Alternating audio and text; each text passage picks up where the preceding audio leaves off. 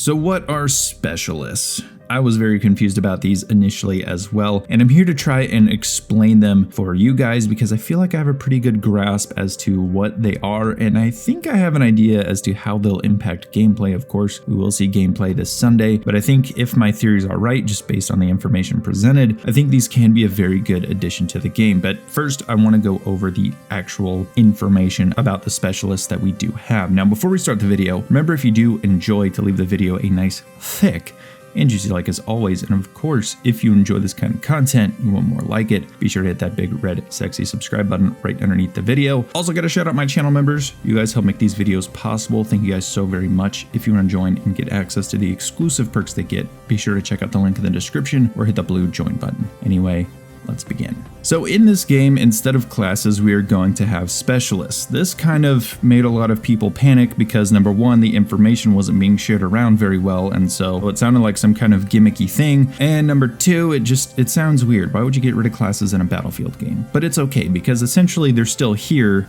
just not in the traditional format. So I want to explain that. I want to hopefully calm some people down and maybe bring a little bit more optimism in that regard to this game. So specialists are going to be unique characters with their own backstories and abilities. Their backstories, of course, contribute to why they have these certain abilities. Now, this isn't like Apex Legends or Overwatch or anything like that. It's not going to be some magical stuff. These abilities from the ones that we have seen are pretty grounded, and they do essentially contribute to a certain class role. So you do have one specialist that we know so far is essentially our medic. She can revive and she can heal. Now, aside from these abilities, they are fully customizable. So if you want to have the recon specialist with a PDW or the assault specialist with a sniper rifle, you can do that. That's totally up to you. Now, so far, we do know of 4 specialists out of the 10 that are supposed to be coming at launch, and I want to kind of go over them. We are also supposed to get 4 more over the coming year of the season passes that we're going to get. So for the specialist, first up, we have Webster McKay. Webster McKay is going to be essentially your anti-infantry assault specialist. He has a grappling hook, which of course will enhance movement. He's going to be able to get into areas that not everyone else is going to be able to get into. And then he's also got an ability called Nimble. This means he can ADS a lot quicker, meaning again, he's going to be very good in these anti-infantry areas. If you think back to the trailer, that kind of North Shore Canals looking map,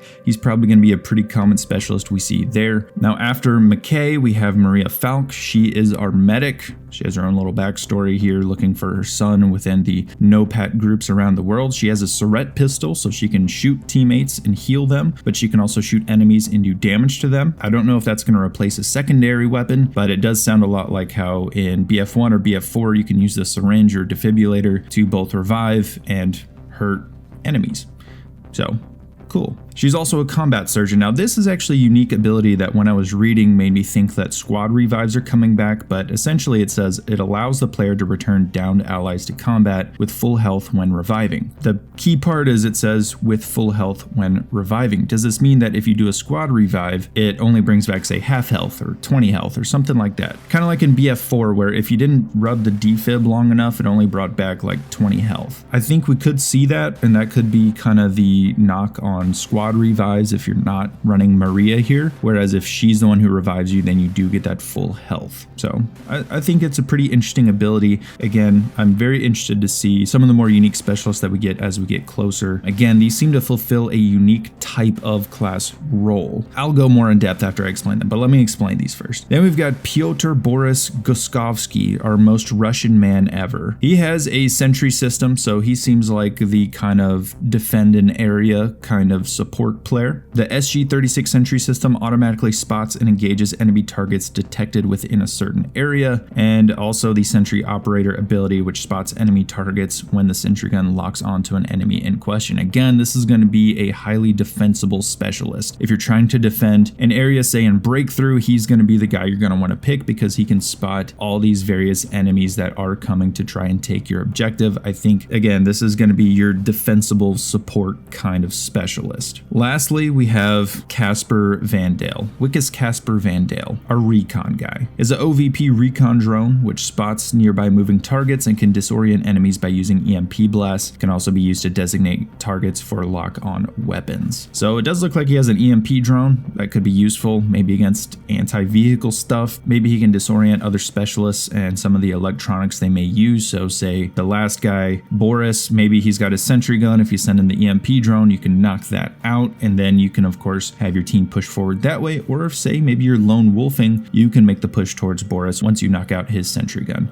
That could be pretty cool. You also have the movement sensor, which essentially alerts the player to approaching enemies, and this will be effective whether you're boots on the ground or when you're piloting the recon drone, which of course will be very nice if you're in the drone and you're actually contributing to the team, or if you just want to be one of those little campy hide in a room guys. That's up to you. But I think of these four, each one feels like they take up half of a class, and I feel like of the 10 that we're going to have at launch, we're going to get that other half. So it's like Webster is the kind of anti-infantry assault. I feel like we'll have an anti-vehicle assault. Boris is like the defend an area kind of support player, whereas we might have a resupply support player who has some anti-vehicle capabilities. So that's how I kind of see it going so far. So that would take us, what, if you got one counter to each of these for another style of class, that would take us up to 8, and then maybe 2 more unique ones. We'll just have to wait and see once they reveal those, but I do think they will work out pretty well, and I can see them impacting the gameplay in a positive way. This kind of brings me to my finale and a little bit of my personal opinions on this. So if you were upset or confused about the specialists,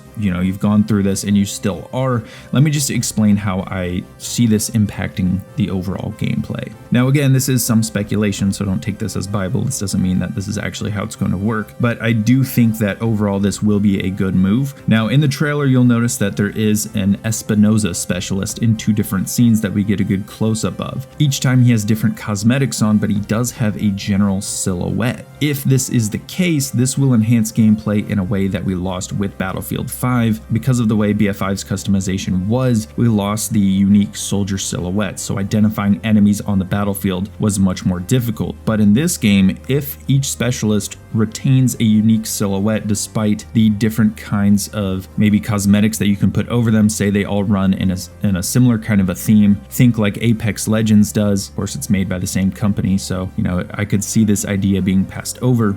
If you think of it in that way, where you can still identify who they are and what their abilities are going to be, then that is going to enhance gameplay and help with identifying enemies on the battlefield very well. I know some people are going to say, well, what about the weapons? Their primary weapons are going to be different depending on, what they decide to equip. Well, in Battlefield 4, you did have universal weapon classes. You could have a recon with a carbine. You could have a support with a shotgun. You could have all these different classes running various different weapons that they wouldn't normally have in that specific archetype, or you wouldn't think of in that specific archetype, and that game was balanced pretty well still. Despite all that, if you saw a recon, you knew what they were going to be capable of, so you could approach them accordingly. Whereas if you come up on, say, an assault, you might approach them in a different way. Again, I think that same kind of concept applies here with these specialists. So I would say if you were worried before, I hope this did help. I do think this is going to impact gameplay in a positive way. I think it's essentially just classes with a different name on them and a little bit of a different style to it. It still feels uniquely Battlefield once you kind of look at it that way, and I'm very excited to see how they actually work within the gameplay that we will see this Sunday, June the 13th. So anyway, thank you guys so much for watching. Let me know down below if you guys have any other thoughts on the specialists,